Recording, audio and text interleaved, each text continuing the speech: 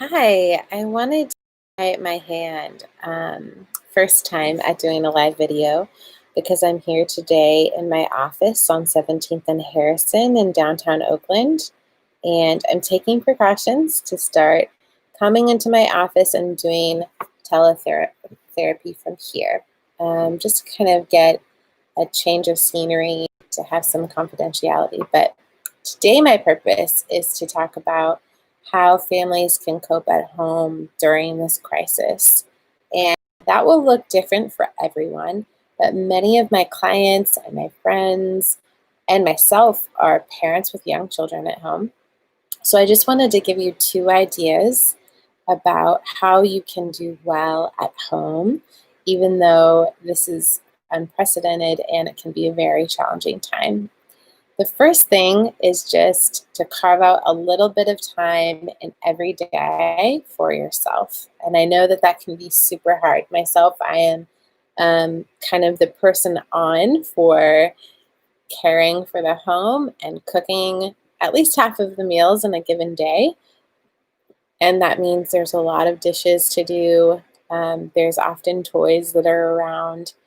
We live in a small space, so that means there needs to be someone managing those spaces, reminding the kids to clean them up. It can be really hard to just sit down and take time. Something that's been really enjoyable for me is just reading the books on our shelves that we have not always, like, quote unquote, had the time to read, of course. We kind of fill our lives up with things and we're really busy, but we fit ourselves at home a lot these days. And I've just really enjoyed that. I know not everyone is going to have the same love for reading books, but it does carve out some time. Um, Another really good suggestion, if you just want to have something that's really for your body and for yourself, is to do an easy, like, little yoga video on YouTube you can stream. And my kids even like doing that as well. Sometimes they'll join in.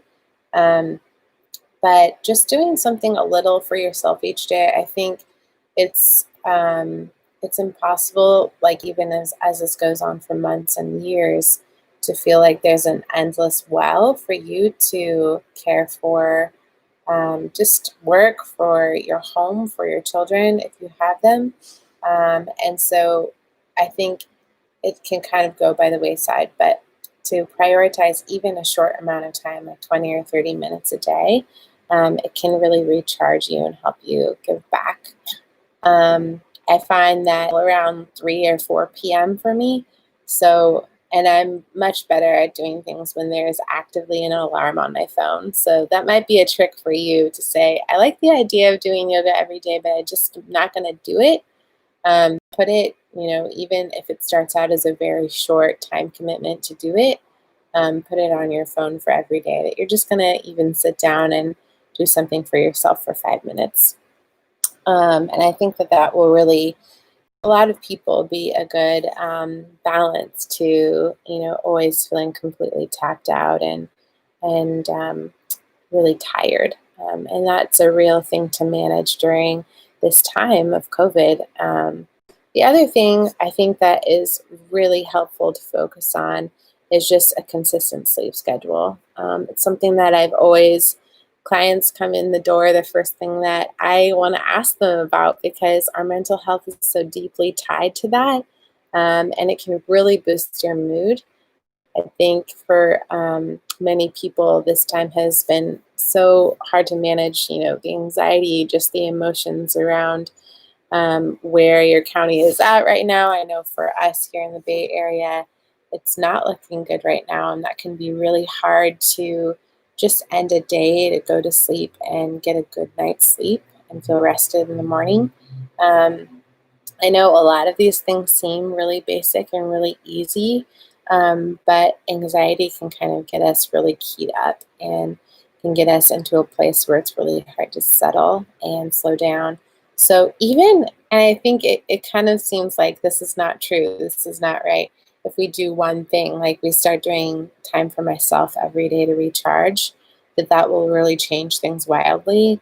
But even if you just do one thing a week, it can really help back onto a path that feels more sustainable. And I think it can get kind of difficult to feel motivated to do those things when there's just an open-ended amount of time that, here in the United States, our cases are not going down, they're going up. And it can feel hard to not know when this will end. And that's a sentiment I've heard from a lot of clients, that depression can start to creep in, and that feeling like this is going to go on for a long, long time.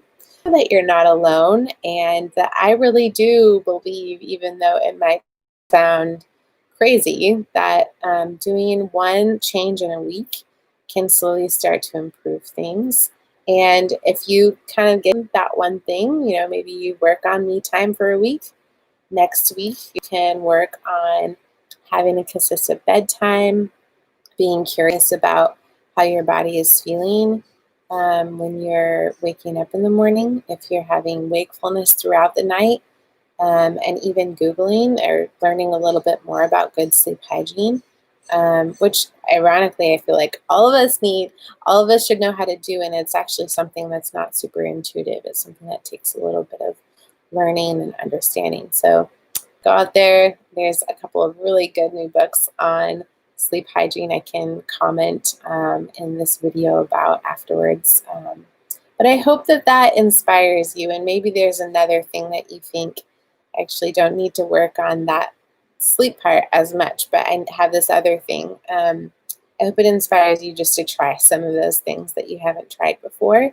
Um, and even if in a week's time you don't like it, or you don't want to keep doing that habit, try something different the following week and see if that's something you want to be doing. Because there is, I think, some mood boosting that happens when you just have some novelty, and that's something we're really missing these days. We don't get to go out and go to fun museums or meet a new friend quite as easily, or maybe at all. And so, I just wanted to encourage you to try to do that for yourself. And I'm excited to connect with people via YouTube. I haven't done many videos, but I hope to do a few more. So thanks for watching.